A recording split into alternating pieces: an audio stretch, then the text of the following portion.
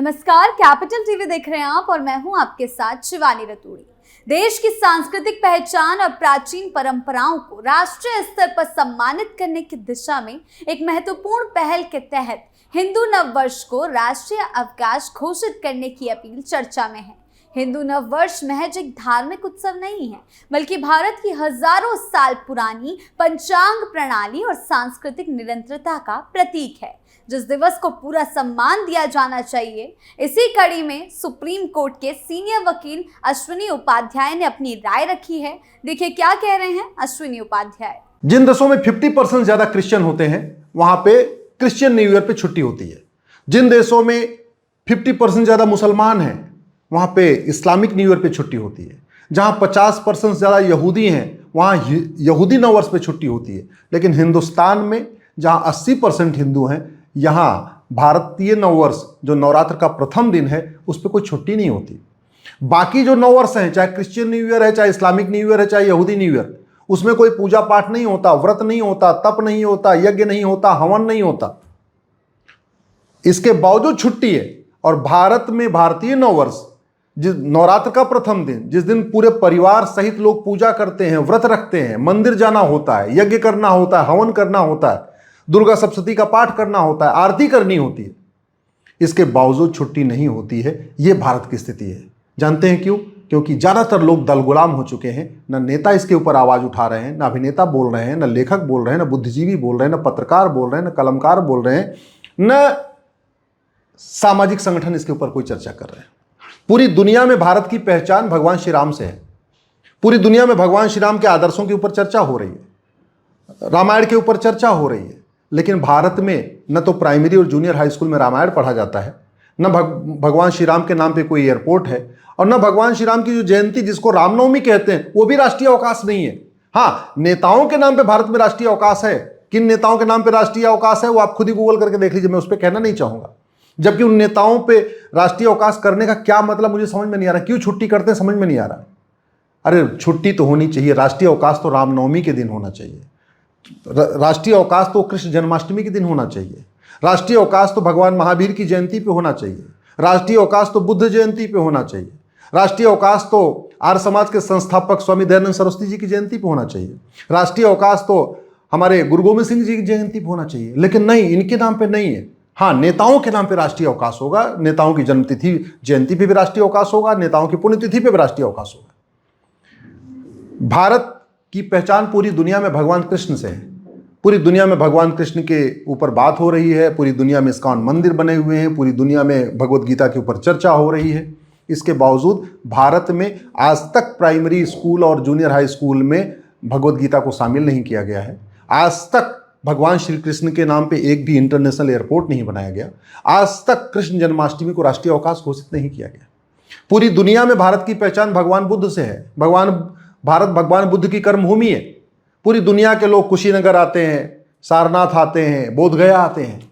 इसके बावजूद भगवान बुद्ध के नाम पे कोई इंटरनेशनल एयरपोर्ट नहीं, भगवान बुद्ध की जयंती पर राष्ट्रीय अवकाश नहीं, और न तो प्राइमरी स्कूल और जूनियर हाई स्कूल में भगवान बुद्ध की शिक्षाओं के ऊपर कोई चैप्टर है। पूरी दुनिया में हमारी पहचान हमारे 24 तीर्थंकरों से है। 24 तीर्थंकर में से किसी एक भी तीर्थंकर की जयंती पे राष्ट्रीय अवकाश नहीं है। 24 तीर्थंकर में से किसी एक भी तीर्थंकर के नाम पे कोई इंटरनेशनल एयरपोर्ट नहीं है। न तो हमने जो जैन पंथ की जो शिक्षाएं हैं उसको हमने प्राइमरी और जूनियर हाई स्कूल में शामिल किया आज तक। पूरी दुनिया में हमारी पहचान आर्य समाज से, आर्य समाज के संस्थापक स्वामी दयानंद सरस्वती से है, जिन्होंने कुरीतियों कुप्रथाओं को खुलेआम उसको नकारा और उसके बाद अपनी बात रखी। पूरी दुनिया में आर्य समाज के लोग छाए भी हैं। पूरी दुनिया में आर्य समाज के लोग बड़े बड़े पदों पे हैं। दुर्भाग्य देखिए, भारत में न स्वामी दयानंद सरस्वती जी के नाम पे कोई एयरपोर्ट है, न स्वामी दयानंद सरस्वती जी की जयंती पे कोई राष्ट्रीय अवकाश होता है, न स्वामी दयानंद सरस्वती जी की विचारों के ऊपर, सत्यार्थ प्रकाश के ऊपर प्राइमरी स्कूल और जूनियर हाई स्कूल में कोई चर्चा होती है।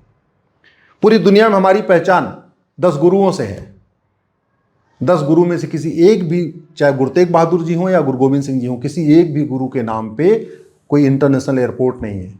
कि 10 गुरुओं में से किसी एक भी गुरु के नाम पे भारत में कोई राष्ट्रीय अवकाश घोषित नहीं किया गया। 10 गुरुओं की जो शिक्षाएं हैं, जो गुरु ग्रंथ साहिब है, उसको भी न प्राइमरी स्कूल में शामिल किया, न जूनियर हाई स्कूल में शामिल किया। ये कड़वी सच्चाई है और इसके ऊपर दुर्भाग्य से न कोई संसद में आवाज़ उठाता है, न विधानसभा में आवाज़ उठाता है। हम अपने जितने धर्मगुरु हैं उनकी चर्चा तो करते हैं, लेकिन उनकी शिक्षाओं को अपनी प्राइमरी स्कूल और जूनियर हाई स्कूल में शामिल नहीं करते। इसलिए हमारी जो यंग जनरेशन है, जो नई पीढ़ी है, उसको कुछ पता ही नहीं है। भारत के मुझे लगता है कि 50% लोगों को 24 तीर्थंकर हैं, उनका नाम भी नहीं पता है। भारत में मुझे लगता है कि 50% लोगों को जो हमारे सिख 10 गुरु हुए उनका नाम भी नहीं पता। भारत में 50% लोगों को भगवान विष्णु के 10 अवतार के नाम भी नहीं पता। क्यों? क्योंकि हमने प्राइमरी में डाला नहीं। मुगल चले गए फिर भी मदरसा चल रहा है, अंग्रेज चले गए फिर भी मॉन्टेसरी, मिशनरी, मैकॉले स्कूल चल रहा है। देश आज़ाद हो गया, इसके बावजूद वैदिक गुरुकुल शिक्षा व्यवस्था लागू करने पे कोई चर्चा ही नहीं हो रही है। समान शिक्षा लागू करने पे कोई चर्चा नहीं हो रही है। सामाजिक समरसता की बात हो रही है, लेकिन समान शिक्षा के बिना सामाजिक समरसता असंभव है।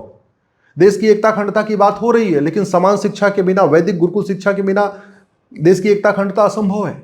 बीमारियों की बात हो रही है, लेकिन बीमारियां तभी ठीक खत्म होगी जब भारतीय हमारी वैदिक शिक्षा व्यवस्था लागू होगी, क्योंकि उसमें सिखाया जाता है, पढ़ाया जाता है कि क्या खाना है, क्या नहीं खाना, कब नहीं खाना, सब कुछ लिखा होता है।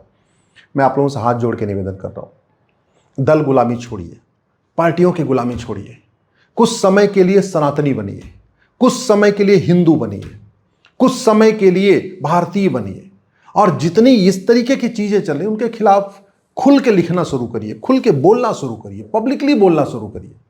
जब तक आप नहीं बोलेंगे तब तक व्यवस्था नहीं बदलेगी। नहीं तो नाम तो लिया जाएगा, भगवान राम का भी नाम लिया जाएगा, भगवान कृष्ण का भी नाम लिया जाएगा, भगवान महावीर का भी नाम लिया जाएगा, गुरु गोविंद सिंह का भी नाम लिया जाएगा, स्वामी दयानंद जी का भी नाम लिया जाएगा, भगवान बुद्ध का भी नाम लिया जाएगा, लेकिन न उनकी शिक्षाओं को पढ़ाया जाएगा, न जो भारतीय नववर्ष है उस पर कोई राष्ट्रीय अवकाश होगा, उसके ऊपर पूरा चिंतन होगा। आज व्हाट्सएप पे मैसेज आ रहे हैं कि भारत का नववर्ष क्यों है, लेकिन कभी हमारे प्राइमरी स्कूल में, जूनियर हाई स्कूल में पढ़ाया नहीं गया कि भारतीय नववर्ष पूरी दुनिया के नववर्ष से कैसे अलग है। पूरी दुनिया में इतने पंथ हैं, इतने रिलीजन हैं, सबका अपना अपना न्यू ईयर होता है। किसी भी नववर्ष की शुरुआत माता की पूजा से नहीं होती। क्रिश्चियन न्यू ईयर केवल मौज मस्ती के लिए है, वहाँ पे माता की पूजा नहीं होती। इस्लामिक न्यू ईयर में क्या होता है? माता की पूजा नहीं होती। केवल 1100 रिलीजन है पूरी दुनिया में, केवल हमारा भारतीय सनातन नववर्ष है जिसकी शुरुआत ही माता की पूजा से होती है, और एक दिन नहीं 9 दिन माता की पूजा होती है अलग अलग रूपों में।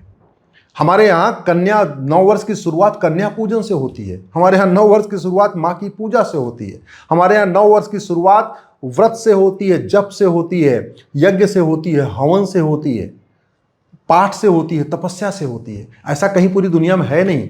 दुर्भाग्यवश हमने चूंकि अपने प्राइमरी के स्कूल में, जूनियर हाई स्कूल में पढ़ाया नहीं कि सनातन धर्म सबसे अलग क्यों है, इसलिए लोगों को एक बड़ी गलतफहमी है कि वेद पुराण बाइबल कुरान एक समान होता है, सारे रिलीजन एक समान होते हैं, गुरुकुल मदरसा एक समान है। वो जो गलतफहमी आई है वो क्यों आई है? क्योंकि हमारे यहाँ एजुकेशन मिनिस्ट्री ने आज तक जो काम करना था वो किया ही नहीं है। न कानून मंत्रालय जो काम कर सकता था न कानून मंत्रालय ने वो काम किया, न शिक्षा मंत्रालय को जो काम करना चाहिए था वो न शिक्षा मंत्रालय ने किया।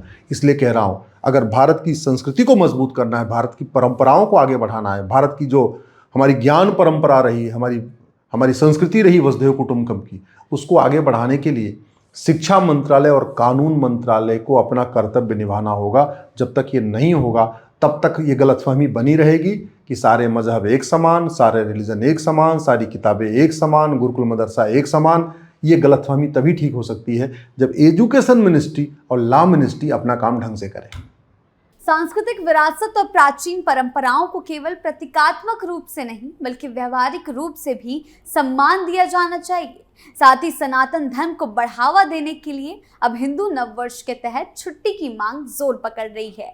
अगर ये कदम उठाया जाता है तो आने वाली पीढ़ियों को अपनी जड़ों से जुड़ने की प्रेरणा भी देगा ये कदम। आपकी इस बारे में क्या राय है, हमें कमेंट सेक्शन में जरूर बताएं। धन्यवाद।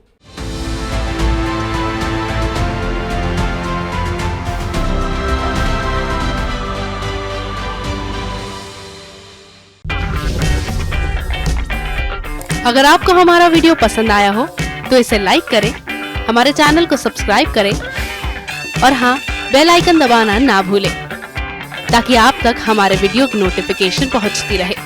आप अपना सुझाव हमें कमेंट बॉक्स में दे सकते हैं। हमारे साथ जुड़ने के लिए शुक्रिया।